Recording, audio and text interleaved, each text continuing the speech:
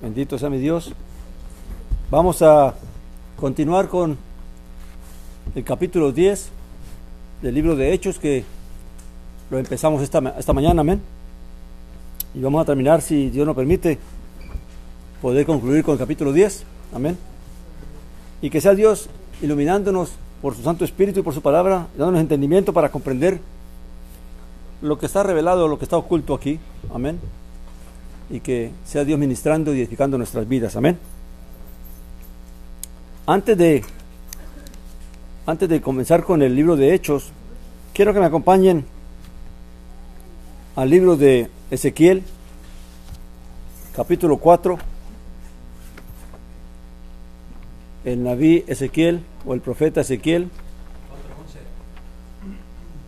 4, 12, 14.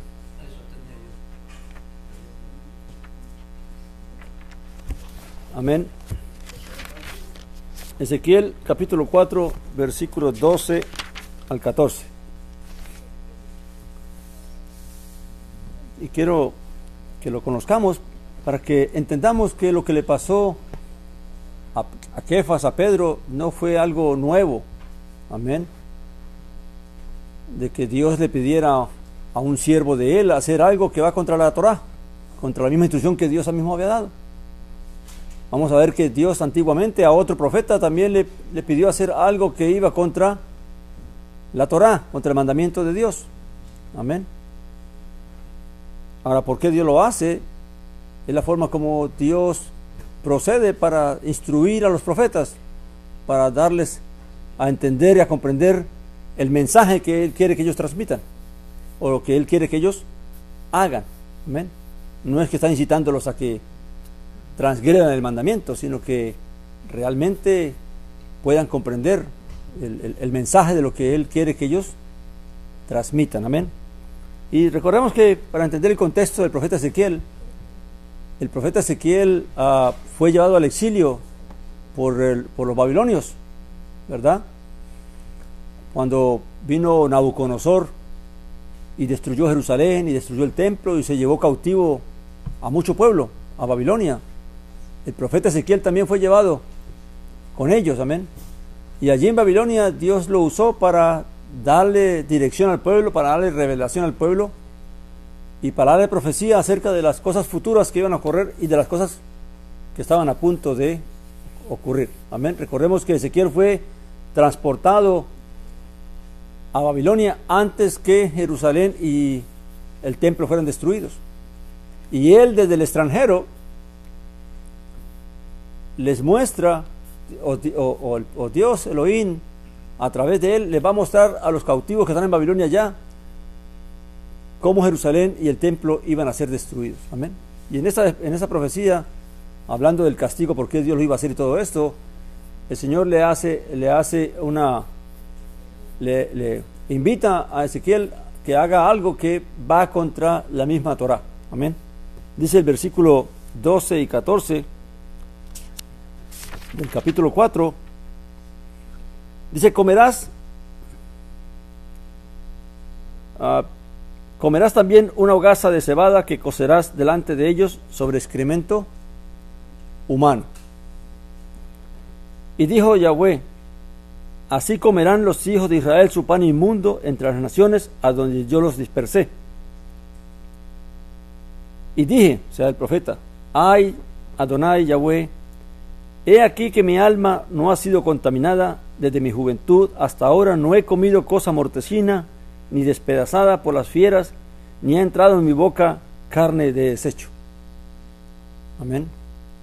Lo que Dios estaba haciendo con el profeta era mostrándole en su propia experiencia lo que le iba a ocurrir a los judíos y a Israel cuando fueran llevados en cautiverio al extranjero, de cómo comerían cosas que irían contra la misma ley. Amén. Pero por la situación, por la misma, sabemos que en el asedio a Jerusalén, en el tiempo que Jerusalén fue asediada,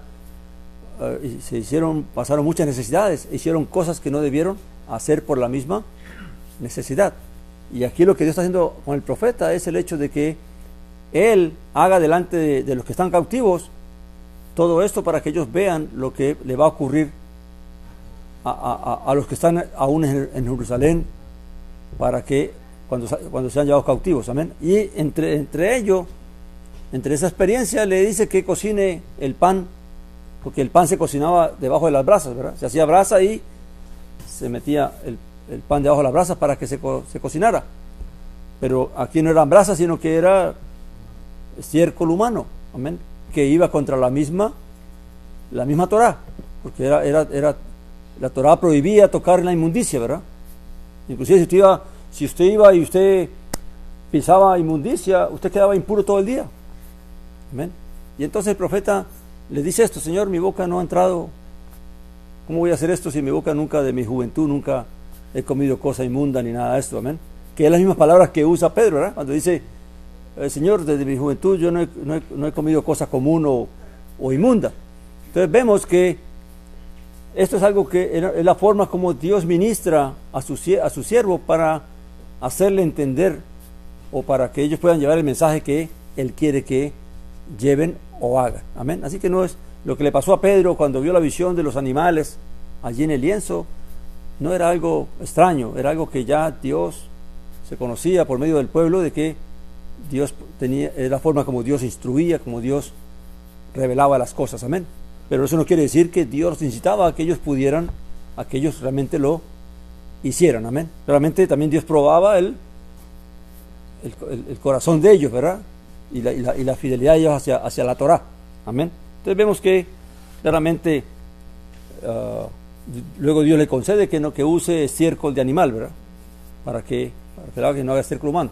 Entonces, lo que quería mostrar era cómo lo de Pedro con la visión de los animales no fue algo que tenía la intención de abolir la instrucción de los animales limpios y no limpios, amén. Simplemente era la intención de revelarle a Pedro lo que ahora va a tener que hacer, para que él comprendiera qué es lo que Dios quería que él hiciera y cómo hiciera. Dice en el versículo, volvamos al libro de Hechos, capítulo 10, 17.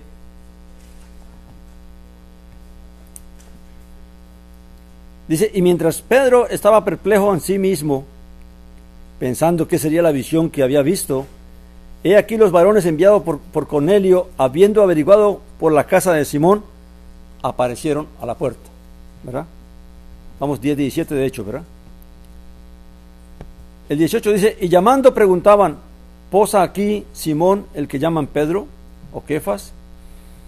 Pensando Pedro en la visión, el Espíritu dijo: he aquí 3 varones te buscan. O sea, después que la visión pasa y Pedro está allí meditativo en la azotea, el Espíritu Santo le dice: mira, hay gente buscando por ti, hay 3 personas que están buscando por ti en la puerta. Amén.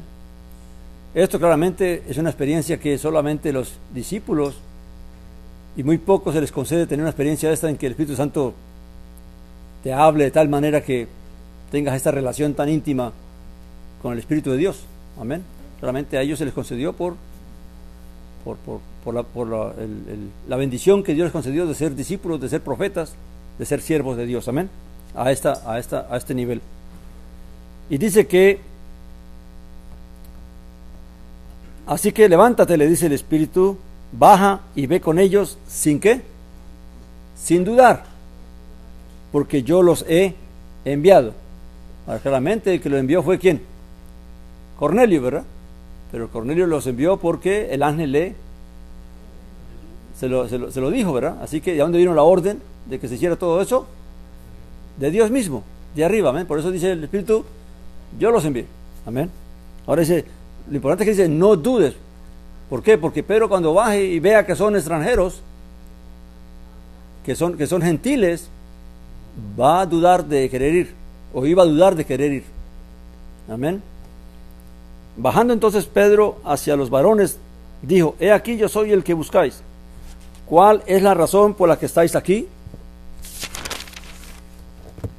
Y ellos dijeron: Cornelio, centurión, varón justo y temeroso de Elohim, y aprobado por toda la nación de los judíos, fue instruido por un Kadosh Malak, un ángel santo o un santo ángel, para hacerte ir a su casa y oír algunas palabras de tu parte.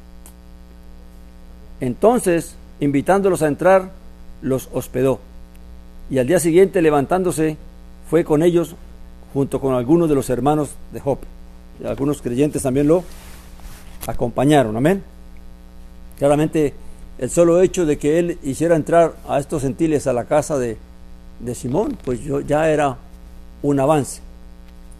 Pedro no lo hubiera hecho si no hubiera sido instruido, o si Dios no le hubiera revelado lo que Dios estaba haciendo y lo que Dios iba a hacer. Amén. En cuanto a los gentiles. Amén. Así que ahora recuerde que fue el mismo Espíritu Santo el que le dijo, baja y no dudes en ir con ellos. Amén. Claramente el camino de Jope a Cesarea era casi de un día. Así que como llegaron ya por la tarde, él los hace entrar, reposaron allí y al otro día madrugan a irse. Al día siguiente, versículo 24, y al día siguiente entró en Cesarea, y Cornelio había invitado a sus familiares y amigos íntimos, y los estaba esperando. Y cuando Pedro fue a entrar, Cornelio, al encontrarse con él, cayó a sus pies adorándolo. O sea, realmente él se postró delante de Pedro. Amén. Pero Pedro lo levantó diciendo, levántate, que yo mismo soy hombre. O sea, realmente Pedro entendió que Cornelio estaba malinterpretando el hecho de que él fuera un siervo de Dios. Amén. La reverencia y la gloria es ¿para quién? Para Dios, no para los hombres. Amén. A los hombres se honran de una manera, pero a Dios se honra de otra manera. Amén. Dice, y conversando con él, entró y halló a muchos que se habían reunido en la casa de Cornelio. Y les dijo a los que están allí reunidos, vosotros sabéis cuán abominable es para un varón judío reunirse o asociarse con un extranjero. Pero Elohim me ha mostrado, y aquí está en referencia a qué, a la visión del lienzo, ¿verdad? Pero Dios me ha mostrado que no llame común o inmundo a ningún hombre. Amén. Y vamos a detenernos aquí para entender y comprender un poco la costumbre judía o la tradición judía o la enseñanza judía de aquella época. Cómo veían los judíos a los gentiles. Amén. Claramente la enseñanza que había dentro de los judíos era que los gentiles, la referencia que tenían de ellos era que los gentiles vivían una vida desordenada en cuanto al mandamiento de Dios y se contaminaban a tal punto de que dentro de muchos hogares sepultaban a sus propios muertos dentro de la misma casa. Hacían espacios y allí sepultaban a sus muertos. Claramente que todo eso por la Torá es prohibido, ¿verdad? No se puede habitar en un techo donde se ha sepultado a un muerto. Amén. Claramente eso impurifica la casa. Amén. Eso impurifica el lugar donde, por eso los muertos siempre se llevan a un lugar separado, al cementerio. Antiguamente los llevaban a cuevas o a lugares apartados donde, lejos de las casas. Pero los gentiles de aquella época tenían costumbre de hacer sus mausoleos dentro de sus propias casas. Amén. Apartaban un lugar de la casa para allí sepultar a sus seres queridos. Amén. Y aparte de que claramente sabemos que los gentiles no guardaban las leyes de pureza de los judíos. Amén. Así que ellos contaminaban sus cuerpos porque no era algo que ellos le dieran importancia. Amén. Como el judío sí le daba importancia a guardar y a mantener el mandamiento. Amén. Ahora, también tenemos el hecho de que ¿de dónde viene? ¿Cuál es el pensamiento judío de aquella época? ¿Por qué Dios escogió ese tiempo, ese momento en que el judaísmo, la mayoría de los judíos iban a rechazar al Mesías? Sabiendo Dios que eso iba a suceder, porque sabemos que Dios conoce y entiende todas las cosas, ¿verdad? ¿Cuál era la condición en que vivía un judío en aquella época? Claramente tenemos que recordar que para entender el judaísmo y para entender a los judíos de hoy en día, tenemos que entender cómo ellos llegaron a esa condición, a formar esa religión, el judaísmo. Amén. Y para entenderlo hay que ver de que, recuerden que los judíos, por disciplina de Dios, fue permitido que viniera a Babilonia y se los llevara cautivos, y destruyera Jerusalén y destruyera el templo, ¿verdad? Ahora, cuando ellos van a Babilonia y se dan de cuenta del riesgo que están corriendo de que el pueblo se aparte de Dios, de que el pueblo empiece a contaminarse con los ídolos y con la cultura babilónica, entonces, ¿qué deciden hacer ellos, los líderes? Empiezan a buscar la forma de cómo mantener viva dentro de la comunidad judía el mandamiento de Dios. Y entonces empiezan a buscar cómo amalgamar la Torá con la vida diaria. Cómo hacer que la Torá sea parte de mi diario vivir.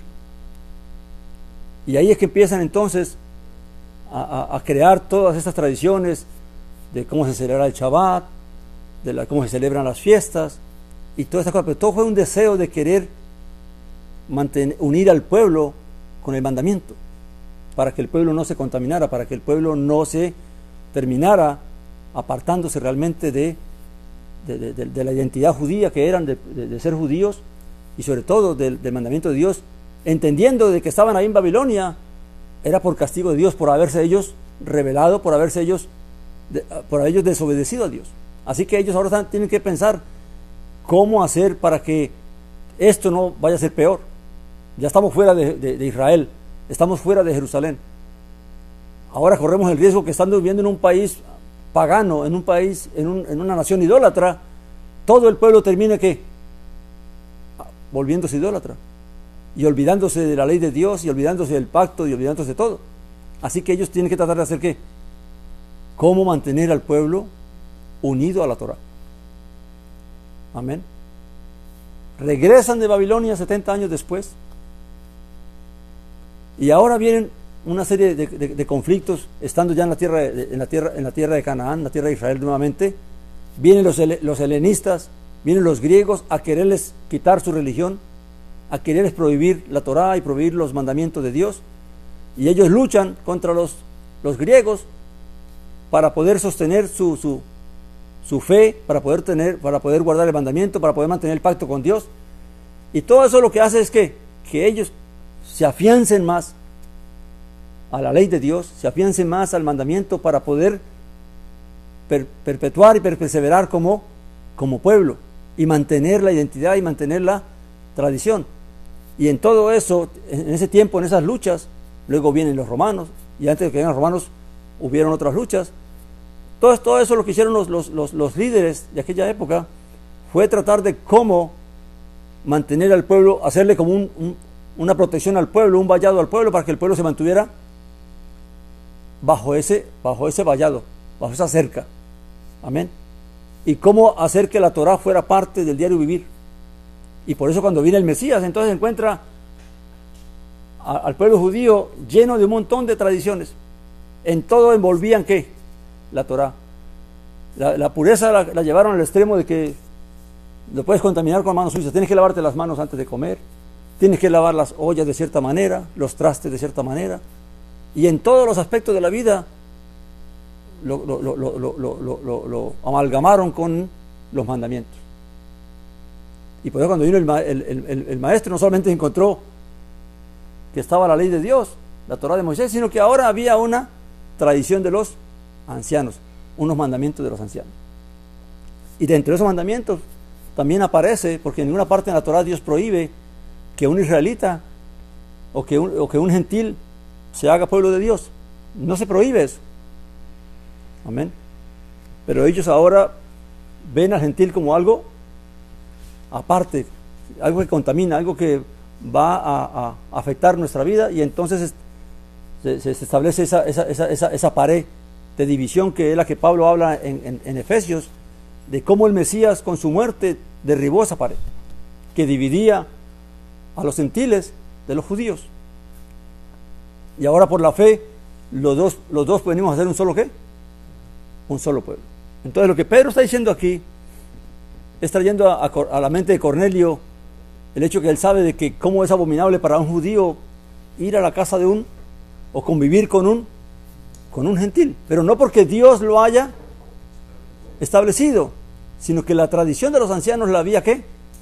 Establecido, porque el judaísmo, mi hermano, y déjeme decirlo, hablando en tono positivo, el judaísmo todo lo que buscó fue cómo proteger al pueblo a través de estas tradiciones. No fue para mal, o sea, no era pensando en hacer algo malo, era pensar en cómo preservar el pueblo, en cómo preservar la fe, en cómo preservar el pacto. Pero tristemente, que eso que ellos hicieron, cuando vino el Mesías, entonces vio que todo eso había sido también desviado para hipocresía y simplemente para pura vanidad y vanagloria de los líderes. Y cuando él empieza a corregir todo esto de la tradición de los ancianos, de los mandamientos que los ancianos habían establecido, entonces los fariseos ven a nuestro Señor Jesús como ¿qué? Un enemigo. Este vino a dañar todo el trabajo que nosotros hemos hecho. Y por eso que entonces lo confrontaban. Amén. Y siempre estaban discutiendo con él, porque fue que no comprendieron y no entendieron. O sea, en su deseo de preservar, de conservar la fe del pueblo judío, se olvidaron del plan de Dios, que Dios tiene un plan, que hay unas profecías que están establecidas para la redención de todo Israel. Y la prueba de esto es que en el judaísmo no se habla y no se explica de las profecías que se hablan acerca de la redención de todo Israel, cuando el mismo profeta Ezequiel habla de que cómo se unirá la casa de Judá con la casa de Efraín, una casa de Efraín que está en las naciones, cómo será traído a esa casa de Efraín a la fe. El judaísmo no puede explicar eso, porque no saben cómo lo iba a hacer Dios. Amén. Pero ahora entonces Dios, en el cumplimiento de sus promesas y de su plan de redención de todo Israel, trae al Mesías para poder cumplir todas las promesas. Y ahora Pedro tiene que ser instruido. Fíjense bien, recordemos que Pedro ya mucho ha vivido con el Mesías, vio el Mesías resucitado, escuchó instrucción, tiene el poder del Espíritu para hacer milagros y sanidades, pero aún le falta un pequeño tropiezo. Y es como Pedro veía a los gentiles. Aún tenía en su mente la tradición judía. Amén. Y si no es porque Dios le permite, por medio de la visión de los animales estos, darle a entender que ya no podía ver a los gentiles como antes los veía, Pedro no hubiera ido a la casa de Cornelio. Amén. Y estamos diciendo que estamos hablando del judaísmo en una forma positiva, que todo fue hecho en base a querer conservar y preservar la fe del pueblo, pero que ellos realmente se olvidaron de que Dios tiene planes, de que Dios tiene propósito, no solamente para con ellos, sino para con todas las naciones de la tierra. Amén. Hoy en día el judaísmo busca cómo va a impactar a las naciones, pero siempre alejado de la obra que Dios está haciendo. Amén. Ahora Dios levanta a los discípulos, ¿para qué? Y no levanta solamente a los discípulos, sino al mismo Saulo lo va a levantar para que el mensaje salga directamente ¿a dónde? A los gentiles. Ahora, ¿en qué condición quedaron los judíos que quedaron en ese vallado de... Por eso es que hoy en día es un poco inquietante cuando uno ve que creyentes en Jesús el Mesías, que dicen ser descendientes de los judíos, quieren volver a las tradiciones judías. Amén. Es ahí donde se origina lo que hoy se conoce como el mesianismo, ¿verdad? Cómo ellos están tratando de, cuando realmente hacer eso es olvidarse del plan de Dios, es olvidarse de que Dios tiene el plan para redimir a las naciones a través de la fe. Y que antes, ahora, ¿por qué es que un creyente no debe y no tiene necesidad de volverse a la tradición judía? Por un principio básico. Cuando el reino del norte, Israel, fue llevado cautivo a las naciones, el judaísmo no existía. En el reino de Judá había un rey, no había Sanedrín, no había fariseos, no había nada de esos grupos. Solamente estaba el rey, y estaba el sacerdocio en el templo, y estaban los gobernantes. Amén. Por eso cuando Israel es llevado, no sabía nada del judaísmo, no entendía nada de esto de las tradiciones de los ancianos, porque eso no existía, eso vino después de Babilonia. Por lo tanto, si nosotros somos descendencia de las 10 tribus, y ahora Dios nos concede, o en aquel tiempo en que los discípulos llevaron el mensaje fue llevado a los gentiles para llamar a la descendencia del reino de Israel, para volver a Dios. ¿Cómo esa gente iba a volver a algo que ellos nunca habían practicado? Y por eso es que vamos a empezar a ver aquí en el libro de Hechos cómo empieza a surgir ese ¿cómo se llama eso? Ese roce entre los judíos que practicaban el judaísmo y los gentiles que ahora se hacen creyentes en Jesús el Mesías. Y cómo es que Dios va a usar a Saulo para que pueda aclarar esa situación.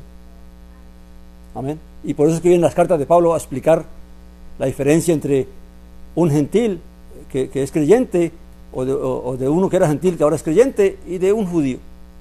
Amén. Pero si no entendemos todo eso, en realidad vamos a seguir maltratándonos y acusándonos y de todo. ¿En qué condiciones están los judíos hoy en día que no creyeron? La Biblia lo dice. Están puestos en un estado de endurecimiento. Dice, fueron endurecidos en parte hasta que la plenitud de los gentiles entre. Así que todos estos judíos, toda esta nación judía que hoy existe, que no es creyente, está siendo guardada en ese endurecimiento para que Dios cumpla las promesas para con la descendencia de ellos, para con los que cuando venga el Mesías entonces puedan recibir la misma misericordia que nosotros hemos recibido. Nosotros que estábamos, ¿qué? También perdidos entre las naciones. Amén. Entonces, entendiendo eso, es que Dios tiene que tratar a Pedro y darle esta visión para que entonces Pedro ahora esté dispuesto y entienda que la salvación no es solamente para los judíos, sino que Dios quiere a través de la fe en Jesús el Mesías llevar la salvación a todas las naciones. Y por eso Pedro ahora va sin dudar a ir a entrar a la casa de un gentil. Amén. Y esto es bien interesante que nosotros lo sepamos, porque si no conocemos todo esto, por eso que hay tanta confusión en medio de lo que es la fe. Amén. Así que dice el 29, volviendo al libro de Hechos, capítulo 10, versículo 29. Dice, por tanto, vine sin vacilación al ser llamado, así que pregunto, ¿por qué causa me llamasteis? Y Cornelio dijo, hace 4 días estaba orando en mi casa a esta hora, la 9, y aquí un varón con vestidura resplandeciente se puso delante de mí, hablando del ángel, ¿verdad? Del malach. Y dijo, Cornelio, tu oración fue oída y tus limosnas fueron recordadas delante de Elohim.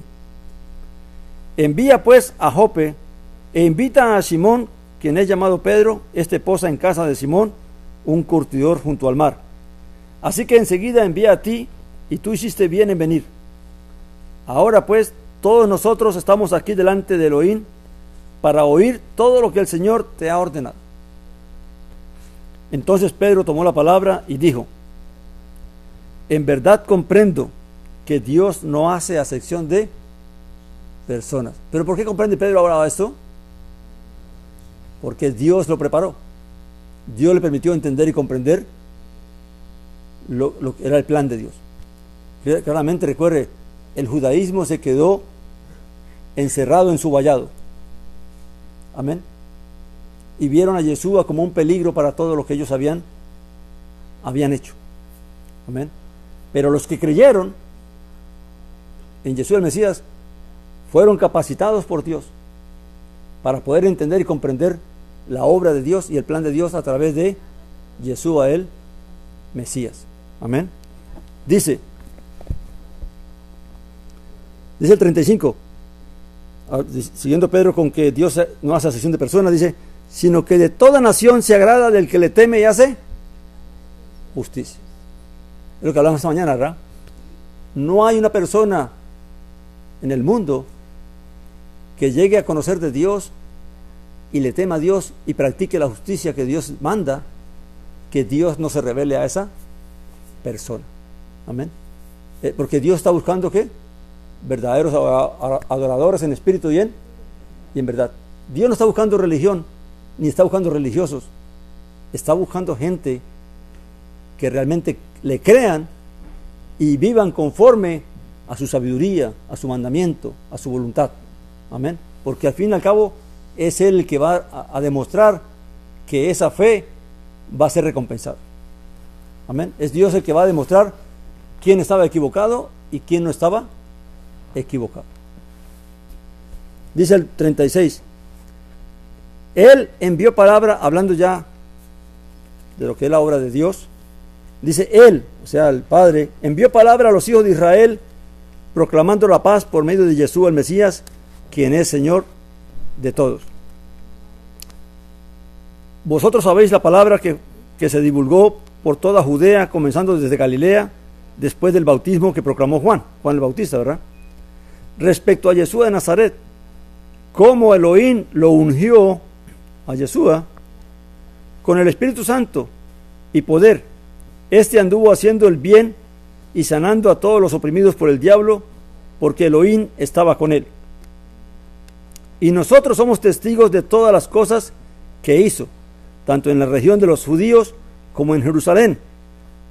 A este mataron colgándolo en un madero. A este, o sea, a Yeshua, levantó Elohim al tercer día y le concedió hacerse visible. No a todo el pueblo, sino a unos testigos designados de antemano por Elohim, a nosotros que comimos y bebimos con él, después que resucitó de entre los muertos. Y nos mandó que proclamáramos al pueblo y declaráramos solemnemente que este, o sea, Yeshua, es el juez de vivos y muertos, designado por Elohim. De este dan testimonio todos los profetas. Todo el que cree en él recibe el perdón de pecados por medio de su nombre. Ahora, voy a hacer una pregunta aquí para que ustedes mediten. ¿Cómo entendió Cornelio y su familia y los que estaban allí reunidos con él el hecho de que Yeshua, de que Dios había levantado a Yeshua y que por medio de Yeshua estaba ofreciendo el perdón de pecados, y que Dios de que los judíos lo habían matado y que Dios lo había levantado de los muertos y que ellos habían comido y bebido con él? Y por eso ahora daban testimonio de estas cosas. ¿Cómo vio Cornelio a Yeshua? ¿Lo vio como hoy lo ve como hoy piensa un creyente de Jesús? Como que es una divinidad, como que es la tercera persona de la divinidad. ¿Cómo lo vio? ¿Cómo lo entendió Cornelio y su familia? Pedro le dijo: tienes que creer en la doctrina de la Trinidad y explicarle que Dios son tres personas y todas esas cosas. No. ¿Cómo se lo presentó? Como un ungido, como un hombre que fue ungido por Dios, y que Dios, por su obediencia y por su fe, Dios lo exaltó a lo sumo, ¿verdad? No solamente resucitando de entre los muertos, sino que lo sentó a la diestra del Padre, y está allá a la diestra del Padre intercediendo por nosotros, y pronto va a venir. Ahora, hay que aclarar que nosotros creemos firmemente de que Yeshua no fue concebido como son concebidos todos los hombres. En eso hay diferencia. Amén. Él no nació de voluntad de hombre y mujer, como nacemos todos nosotros. Amén. Pero eso no lo hace igual al Padre. Amén. Sino que el Padre permitió que él fuera concebido en el vientre, en el vientre de Miriam o María. Amén. Y nació bajo ciertas circunstancias especiales, que no es el tema ahorita, pero que es el tema de lo que es el primer Adán y el postrer Adán. Cuando se habla de eso, entonces podemos explicar todo esto de quién era Yeshua realmente en su nacimiento. Amén. Ahora, claramente, los judíos de hoy en día ven al cristianismo con recelo y nos llaman idólatras, porque entonces ahora, y también es tristemente la consecuencia de una mala interpretación del judaísmo acerca de cómo los líderes cristianos establecieron doctrinas que no son de acuerdo a la Escritura. Amén. Entonces hoy en día hay esa lucha entre cristianos y judíos, y nos acusamos unos a otros, cuando realmente todo esto es parte de una falta de conocimiento y entendimiento realmente de lo que es la voluntad de Dios y de lo que es la verdad de Dios. Amén. Claramente, para Cornelio y para los judíos de aquella época, Yeshua fue un siervo de Dios, un varón que Dios levantó y un varón que fue fiel a Dios y a quien Dios resucitó y a quien Dios exaltó. Amén. Y por eso es que Pablo en la carta a los Corintios dice, porque aunque hay muchos dioses y muchos señores, dice Pablo, para nosotros los creyentes solo hay un Dios. ¿Cuál? El Padre. Solo un Dios, el Padre, y solo un Señor. ¿Quién? Yeshua el Mesías. Solo uno es Dios y solo uno es. ¿Por qué dice que solo un Señor? Porque aquí está diciendo que Dios ¿qué dice aquí en el versículo en el 42? ¿Cuál es el testimonio que daba Pedro y los discípulos acerca de Yeshua el Mesías? Dice, y nos mandó que proclamáramos al pueblo y declaráramos solemnemente que o sea, Yeshua, es el juez de vivos y muertos, designado ¿por quién? Por el Padre, por Elohim. Por eso es que Yeshua se le da el título de ¿qué? De Señor, porque Dios lo puso como juez de todas las cosas, y Él es el que habrá de juzgar a vivos ya muertos. Por eso el trono blanco que habla Apocalipsis no es el Padre el que está allí, sino que es Yeshua el que va a estar allí, porque es Él el que hace el juicio. Amén. Entonces, sí hay una diferencia entre el Padre y el Hijo.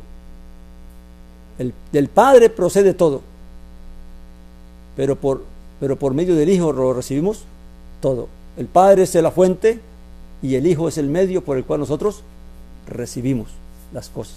Amén.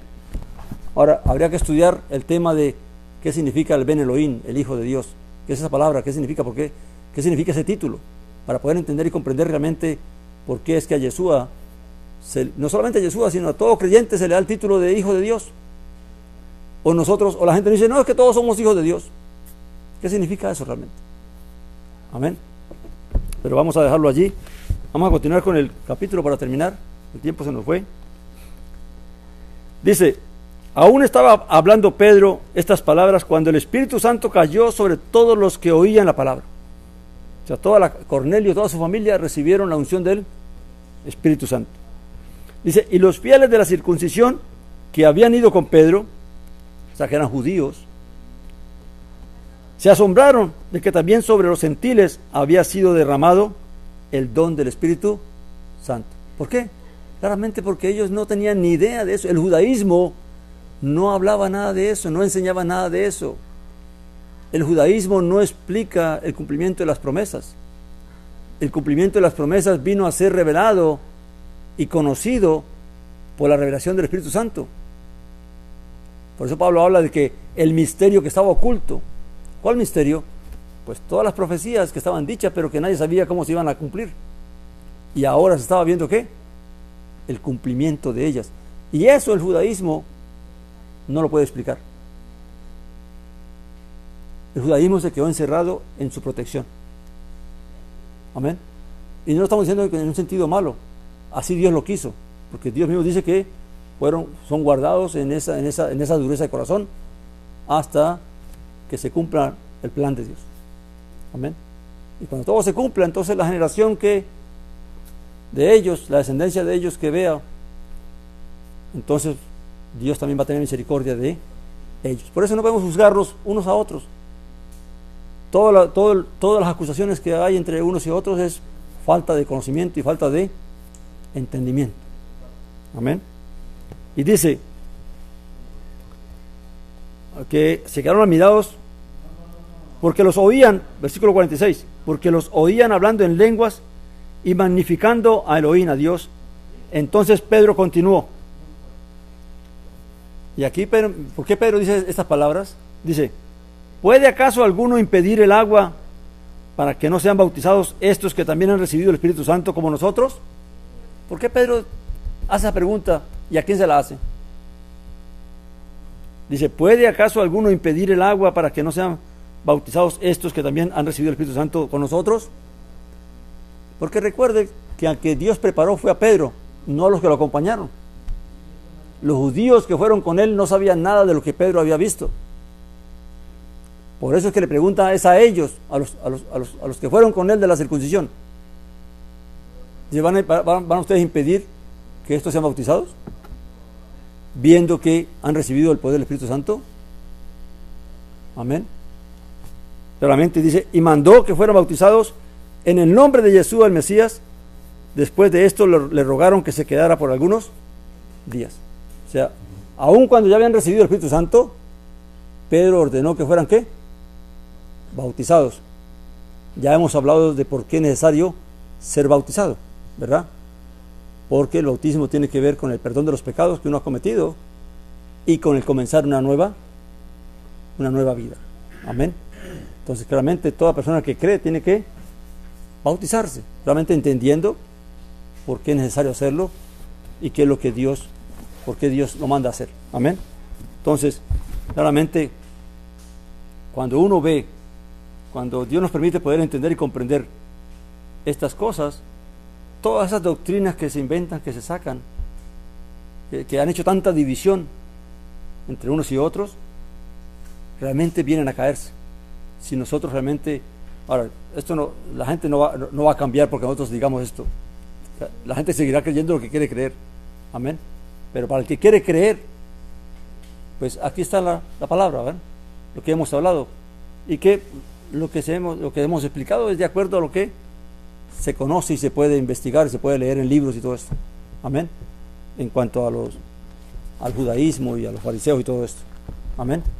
Por eso es que uno comprende por qué el judaísmo es tan apegado a la Torá.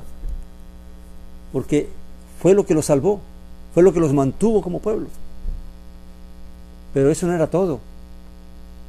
¿Dónde queda el cumplimiento de las promesas, de las profecías, del Mesías que había de levantarse? Eso el judaísmo solamente están esperando que venga para poder. Por eso ellos siguen creyendo en un Mesías que va a venir, para que entonces poder comprender todo eso que está escrito. Pero nosotros ya Dios lo reveló.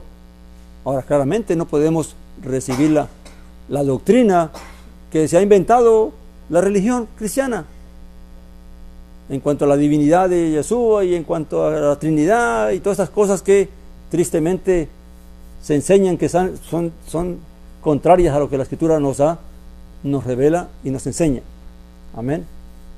Porque claramente, como dice la Escritura, que fíjese que en la Torah misma Dios había prometido, había hablado por medio de Moisés de que levantaría otro pueblo que no era pueblo para darle celos a Israel, a los judíos.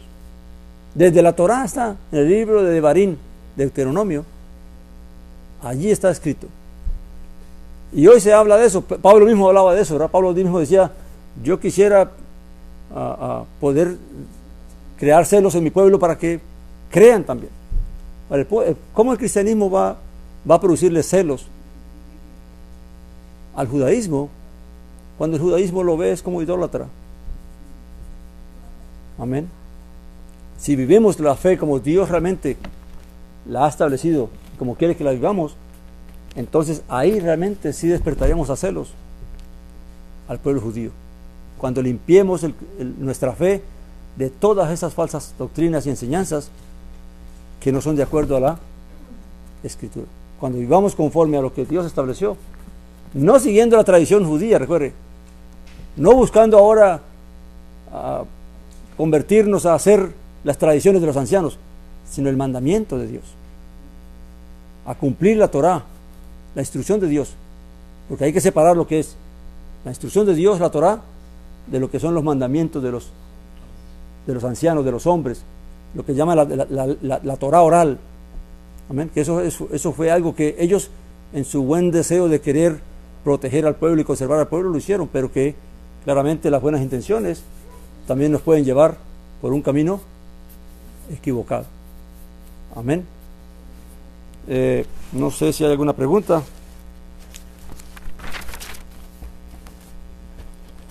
Amén. Quiero terminar con esto. Hoy en día se ha aparecido una nueva forma de ser creyente, y viene de parte de los mesiánicos. De los mesiánicos que, apelando ellos a su raíz judía o a su descendencia judía, se han vuelto a prácticas del judaísmo, mezclándolas con la fe en Jesús el Mesías. Y entonces ahora a los gentiles que no tienen descendencia judía, entonces les dicen: no, ustedes pueden convertirse en noahitas. ¿Sabe qué son noahitas? Ustedes son descendientes de Noé, como si ellos no fueran descendientes de Noé también. Todos descendemos de Noé, judíos o no judíos, porque Noé fue el único que Dios salvó del diluvio. Amén. Así que todos llegamos al mismo punto.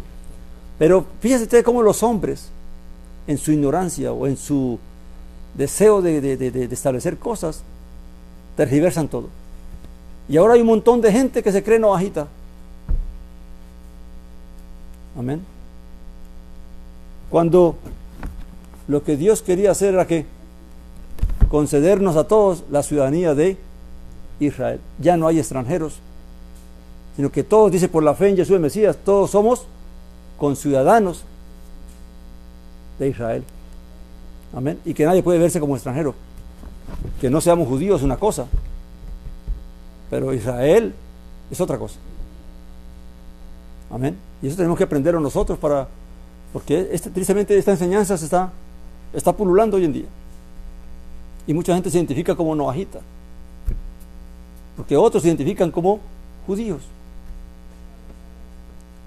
Entonces, ¿dónde están los descendientes de las 10 tribus de Israel? ¿Qué serían entonces los descendientes de las 10 tribus de Israel?